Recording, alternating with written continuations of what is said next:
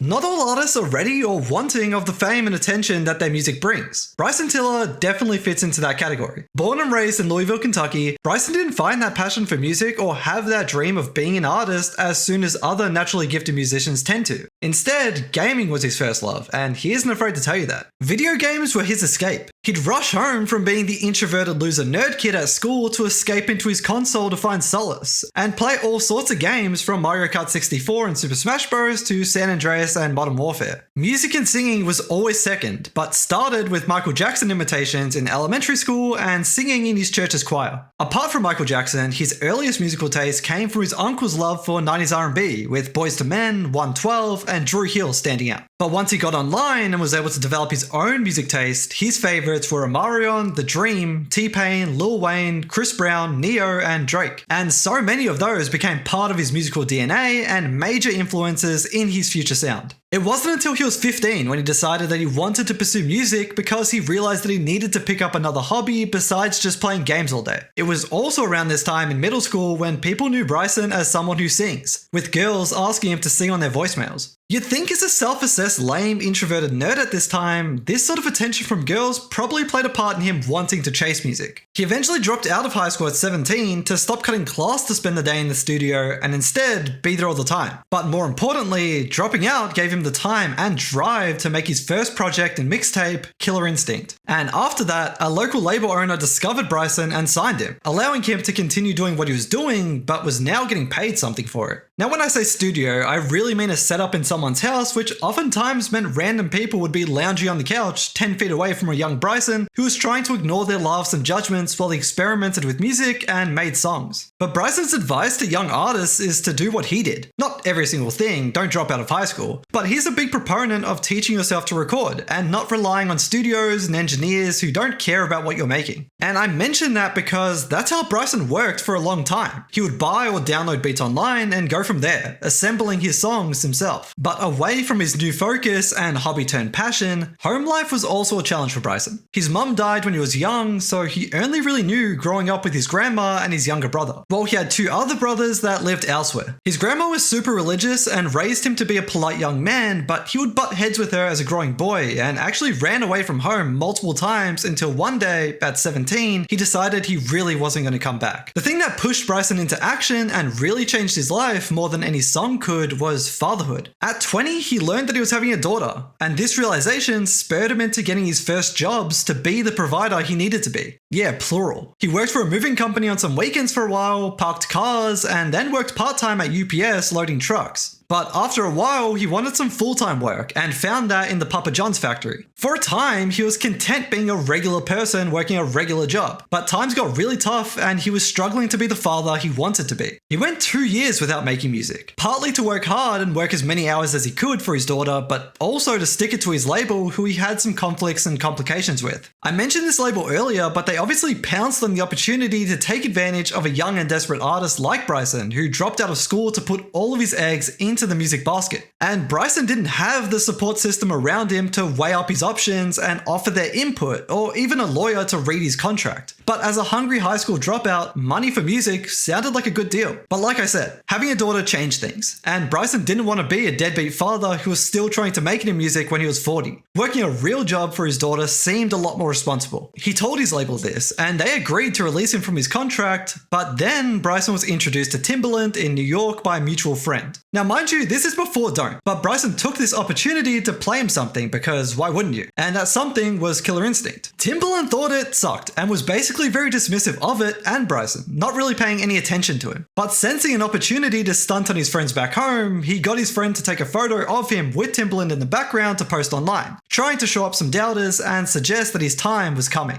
But when his label saw this, they roped him back into his contract saying, wait a minute, let's talk about it. They thought that Timbaland was trying to poach him, so he must be good or worth tying down. Judging by the picture, he was someone with potential. But Bryson wasn't hearing it and went on strike, declaring to them that he'll never make music again, so they might as well release him from his contract. They didn't believe him, but he stuck to his word, which led to a 2-year break from music where he focused on work and being a good dad. I wanted to cover this part of his story in some extra detail like I did because I think it's really interesting and worth shedding light on. And after watching every single interview he's ever done, I noticed that he was very cryptic about this situation situation in his early years, and it was clearly something that really bothered him that he had to deal with in the background for years. For a long time, his biggest regret was signing contracts that he didn't know much about. So I think that's an important thing to take away from his story. But don't worry, this label will rear their ugly heads again in the future, can you believe it? Life didn't get any easier for Bryson after he dropped music. At 21 or 22, he was kicked out of his girlfriend's family's house and lived from couch to couch for as long as he could. He called up his grandma and begged to come back after 5 years away so he could save up some money, but she would only take him back if he paid rent. In an act of defiance and principle, Bryson held his ground and decided to tough it out alone, which infamously led to him sleeping in his car. There are so many broke Bryson Tiller stories that are equally crazy and inspiring to hear, but eventually Bryson realized he couldn't keep living like this. He was really down bad and had to ask a friend for $20, but the friend said he couldn't spare it, and instead urged Bryson to get back in the studio because all it takes is one song.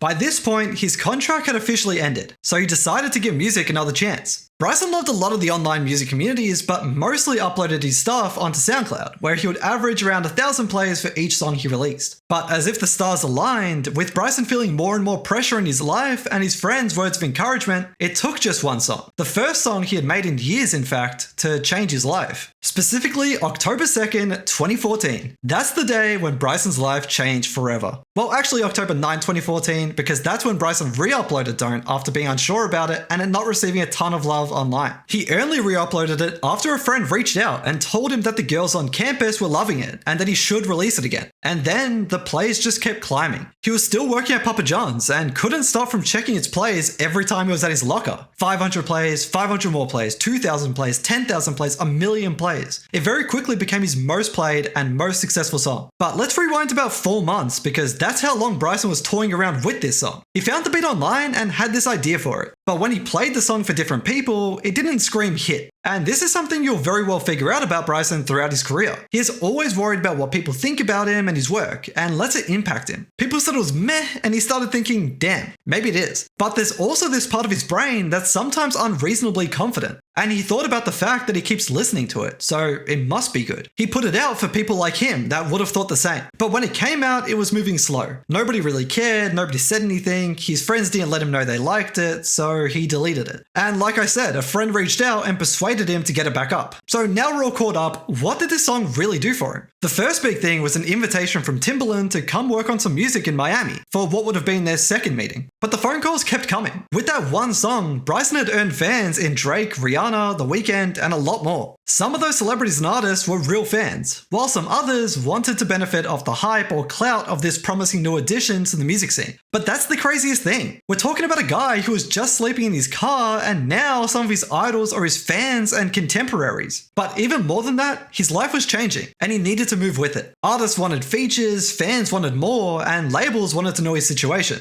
Having a great group of people around you is so important in this situation, and Bryson didn't always have that. He actually had quite the opposite in Louisville. Bryson was taking off, and now people he hadn't heard from in years were claiming that he changed and was becoming big time. Bryson's passionate response to those people was that he didn't see them at the hospital when he was having his daughter. If they really cared about him, they would have reached out sooner. But now that he had some fame and his life was going somewhere, these people tried to latch onto him and ride his coattail, or bring him down. This continued for years and years, especially after TRAPSOUL, forcing him to leave Louisville and move to Miami. But before that, things were so bad that these people were showing up to his house, writing death threats, leaving animal heads on his car, just crazy stuff. These losers called child services on Bryson and sometimes showed up to his house while he was touring, probably giving his daughter some traumatic memories. So although his life was changing for the better, it most definitely wasn't all sunshine and rainbows for Bryson. But Bryson had a big decision to make. Who was he going to sign to? He already messed this up once and was keen to avoid doing that again. The first option was Timbaland. Sort of. So Timbaland told Bryson to quit his job and come to Miami, and Bryson did. But in a weird reversal, Bryson stuck to his guns when Timbaland wasn't liking his music, specifically Sorry Not Sorry and Been That Way, because he wanted Bryson to make more don'ts. But he had done that already, and after he made 3 or 4 songs there and went back home to Louisville, he was left with that awkward question of asking, what were they to each other? Did that mean that he was signed to him? Bryson quit his job getting that validation from a legend and after he told him to. But now he had no income and wasn't really in direct contact with him either. Timbaland gave him a little money at first, but that quickly ran out, and after calling the middleman mutual friend Rich, he realized that Timbaland reneged, or that he definitely wasn't signed to him. It's possible that Timbaland had a change of heart after Bryson wasn't following his advice, but he does a sort of 180 saying that he never told Bryson to quit his job. So Bryson has to figure it out on his own and try to continue riding his momentum, which wasn't very hard. Week after week, something amazing was happening. Drake is one of his idols, and he really loves all of OVO too, being a big fan of Party Next Door and Margie Jordan. But Drake DM'd him and started a bit of a bidding war between OVO and RCA. Bryson's heart was always set on OVO, but he now had a team around him and was willing to hear everyone's thoughts. And it seems like everyone was on the side of RCA, believing that would be a better place for him to grow. And look, I'd probably agree. I love OVO, but as far as artist development goes and being the biggest individual star,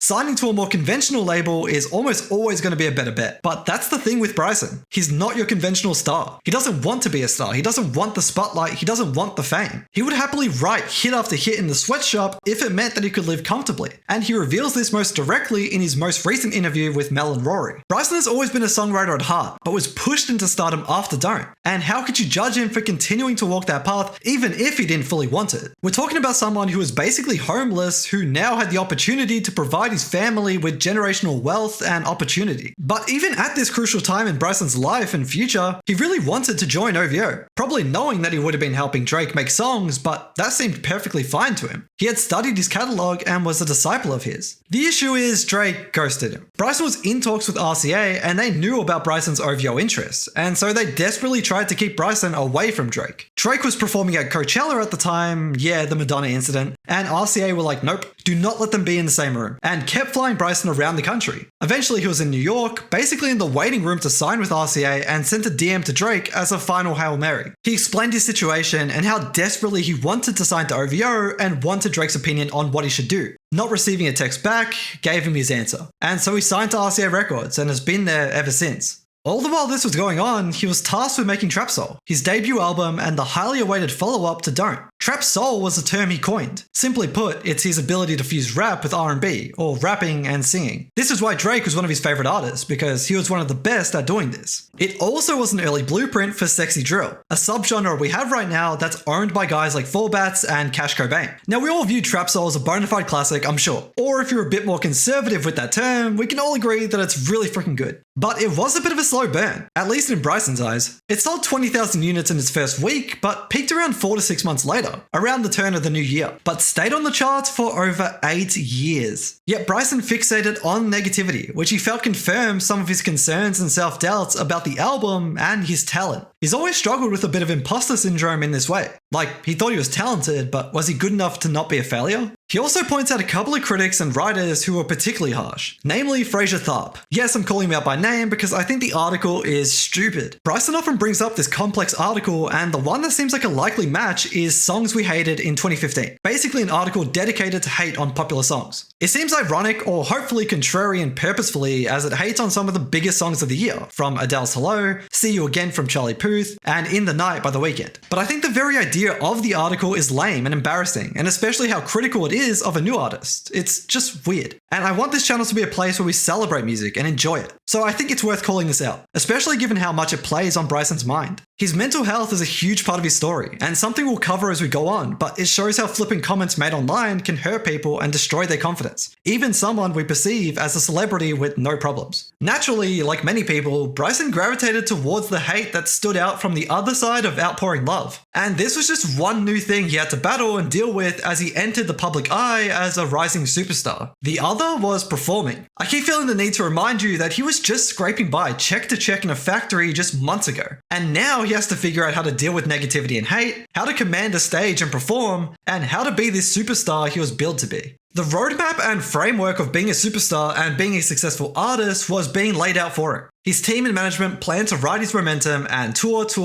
He went all over America performing at venue after venue and learned on the fly. He had scripted lines so he wouldn't just freeze up on stage when addressing the audience. If you went to 2 of his shows during this time, you would have heard the exact same sort of on-stage riffing that's usually improvised or heartfelt. But the point that I'm trying to nail home is that Bryson is just like you or me. His first time performing was as an opener for Travis Scott in Boston, and he literally had to be pushed out on stage because he froze up and was nervous to get out in front of all these people. But he was forced to learn and continue performing, because that's how you spread your name and capitalize on being hot in Music 101, as told by labels and managers. But there was the other side of this that people don't see or talk about, and that's how touring took him away from his daughter. He was doing it for her, but his success made him miss out on those crucial moments and years of a 3, 4, or 5-year-old. And this, no doubt, added to his struggling mental health. He reveals that he was depressed in these years after TRAPSOUL, dealing with severe self-doubt and a confidence crisis. He didn't want to record, and he hated everything else he made. But I'm guessing there was a contractual obligation for an album to come out in 2017, so again, he was forced into persevering and making something. But he was still touring, which meant he didn't have time to craft a new album in his own time, like he did with TRAPSOUL. This was work. And ironically, the concept that he settled on for this sophomore album was an album meant to show the world that fame didn't change him. But it was really a cry for help, and a hopeful idea as opposed to his reality. It's not that he became some big shot, it's that he was a shadow of his former self. TRAPSOUL was so great because it was a product of the time, in all ways. It's such a unique moment of capturing lightning in a bottle. His life was changing, and he was supremely confident, turning down advice from Timbaland, knowing that what he made was good. But now, in true to self, Bryson let his team pick the album. He recorded 40 songs or so, and their favorites became the album. It was clearly an album he didn't love and only came out because it had to.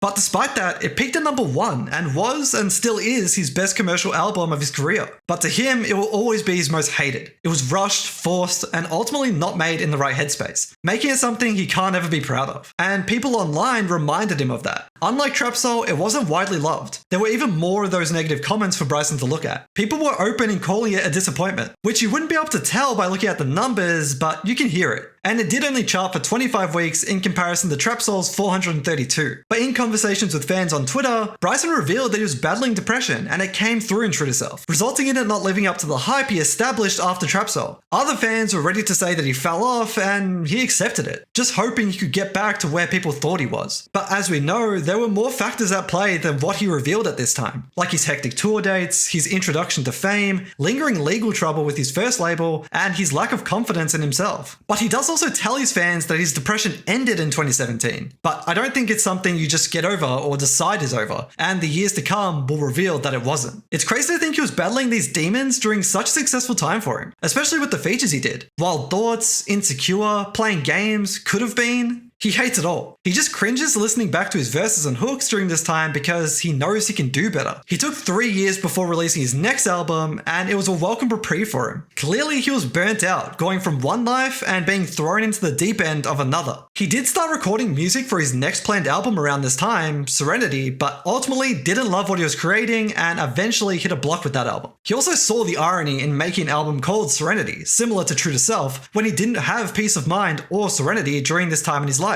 So he didn't think that now was the right time for it. 2020 was a life-changing year for him in so many ways. It started off with the passing of Bryson's grandma, which gave him a much-needed change of perspective. All he could do was look back through their texts, and he beat himself up realizing how little he responded to her. But she knew Bryson was talented and was his biggest fan, and wanted him to keep doing what he was doing and not be pushed off his course by outside noises. And even though Bryson had always been religious, he felt like his grandma was sitting right next to God and asked him to cure her grandson, cure him of his self-doubt, and restore his confidence. He was closer to God than ever and felt like he had an angel looking over him now. And it gave him renewed purpose in a time when he needed it. That lingering legal trouble had been brewing since the explosion of Don't. I don't know the specifics, but I'm sure they were trying to make some money off that record. But he was briefly back home in Louisville for a deposition, and when he was being shown a bunch of receipts and old texts, they were all dated, and it gave him a moment of realization of how far he had come and how much time had passed. And in another fateful way, the year lined up perfectly for a 5-year anniversary of TRAPSOUL. It's been an album he's been trying to escape, not wanting to be labeled as a one-hit wonder or the TRAPSOUL guy. But it did so much for him, and despite him being adamant that he'll never make a TRAPSOUL 2, this album is it in spirit, or at least the closest they'll ever be to it. Anniversary was made as an anniversary present to his fans, not himself or his work, but it was also a response to all the people who urged him over the years to revisit TRAPSOUL, whether to recreate something like it or even reflect on it. He used it as proof that TRAPSOUL could never be recreated. That's the tragedy with some great albums. They can't be recreated because usually what we love about them are the memories we associate with them, all the things we have going on in our lives around the time it comes out. They serve as nostalgic time capsules that bottle emotions and memories. So when we pester artists to remake something, it can be frustrating for them because it's not that simple. And as Bryson often reminds fans who continue asking for a TRAPSOUL 2 or saying that he fell off, TRAPSOUL still exists and is only a few clicks away from being relived. He has a classic, and not everyone is lucky enough to say that. He calls Anniversary his fresh out of the hospital album as he began to learn to walk again, enabling him to run again in the future. It let him have fun again, recapturing his joy in the studio, but also crucially his confidence that had been shattered since TRAPSOUL. Clockwork from the deluxe tracklist is a pretty candid look into this, as he talks about getting his mojo back, casting his doubt aside, and getting back to what he's so naturally gifted at, making music. And he got busy over the next year making another Anniversary project, this time Killer Instinct 2, and then later a Christmas album.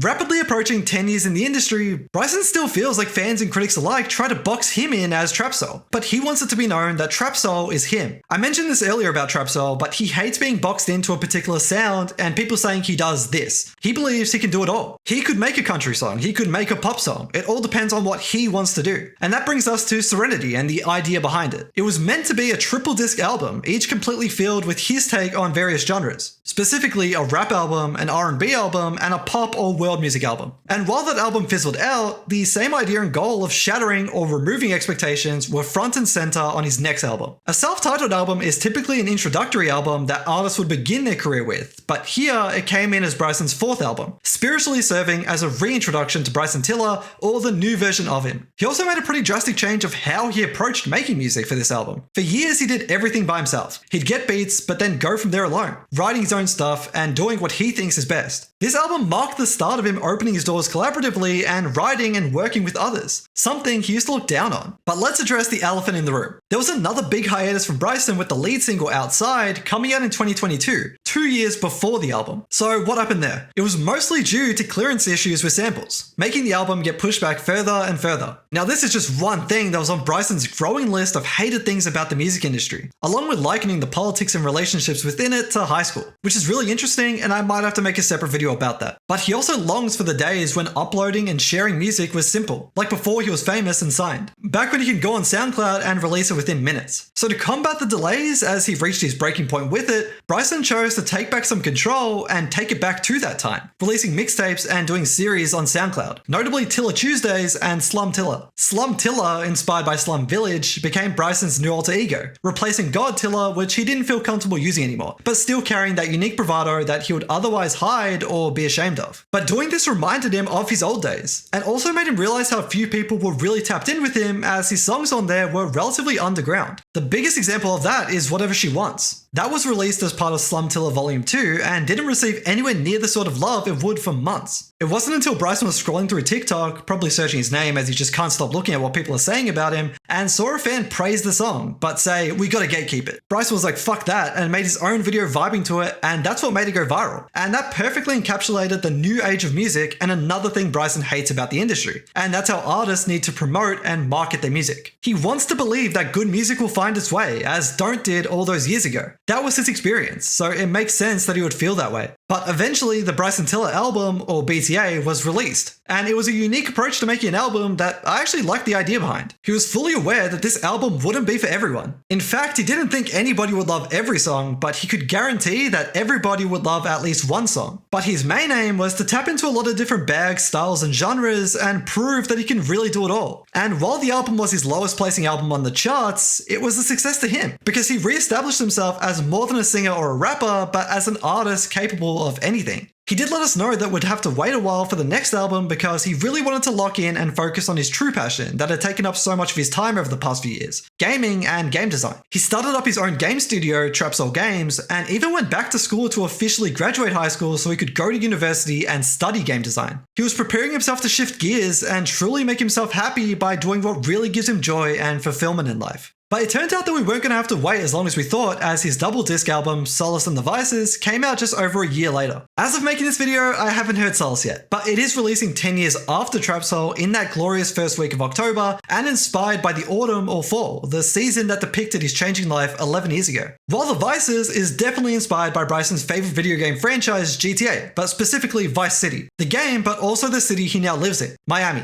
Already, I think that's a really cool idea for a project. A double album that captures different vibes, and if this is a trend to come, this first attempt of it is attaching seasons to a persona or sound. The Vices is fun and energetic, and fit for the summer, as Bryson leans into his other side, his Slum Tiller side. But Solace is described as somber and vulnerable, giving him a place to speak his mind and treat it like a therapy session. To me, these projects stylistically achieve what was promised with Serenity, a tailored offering that celebrates his versatility and skill. It's different from BTA because that was a mismatch of songs or compilation within a singular album. This double disc gives him two, more or less, separate projects to hone in on and dive deeper into select sounds. Simply put, The Vices to me felt like his rap album, a place for him to have fun and talk his shit. The only real genre shifting was really within the realm of rap into subgenres like sexy drill. And Bryson has said that Solace is going to be more R&B Bryson, in his feelings, more serious, just getting shit off his chest. So yes, in my veins now. I wouldn't be surprised if there are a few pop or real singing songs like we heard on BTA too. But I am a man from the past talking. And also as a side note, Bryson, fix your ugly Spotify page because however your team released The Vices was disgusting. Every song was released as a single, it's a mess.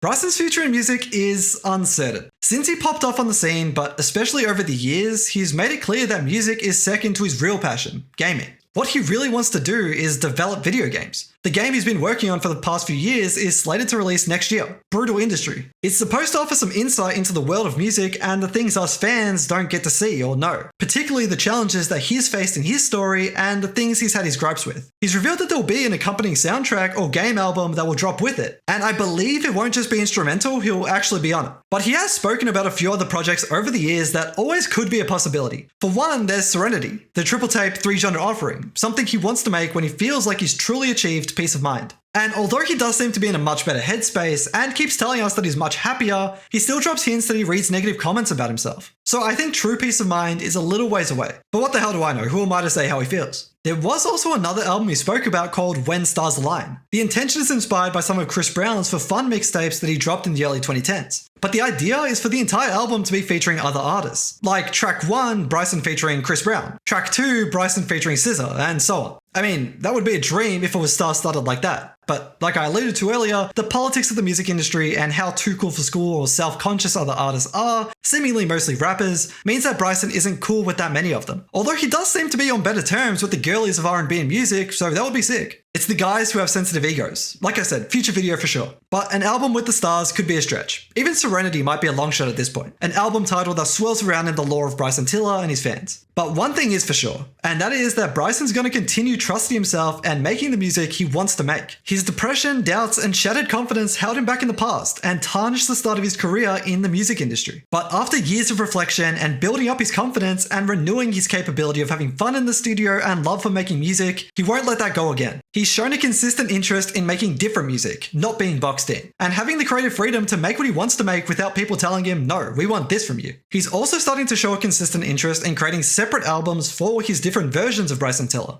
his different bags, his different genres. But away from music, like he's made clear, he's a father, gamer, artist, in that order. His game studio and future games will definitely be a big part of Bryson's long-term future, irrespective of where his music takes him. We've heard a lot of artists say these sorts of things, but Bryson wasn't so sure about his life in the music industry after 30, yet he's still here. What's different about Bryson though is that he never wanted to be an artist. Fame and attention were never his driving forces. Don't force him into being an artist because nobody would turn down the lifeline that it offered him. He never wanted to be in the forefront and would instead much prefer writing for others in the shadows. And this is something he still longs for, even today. So while I don't think he's finished making music, I do think there's light at the end of the tunnel for him and can see him leaving music before music leaves him. At least in terms of Bryson Tiller, the recording artist. Bryson wants to be like Pharrell or Pooh Bear, someone who artists go to get an opinion, get some help, and create something great. That's his dream, for his pen and ear to be respected like that. Is he happy? Sure. But if you offered him that life right now, he'd take it in a heartbeat.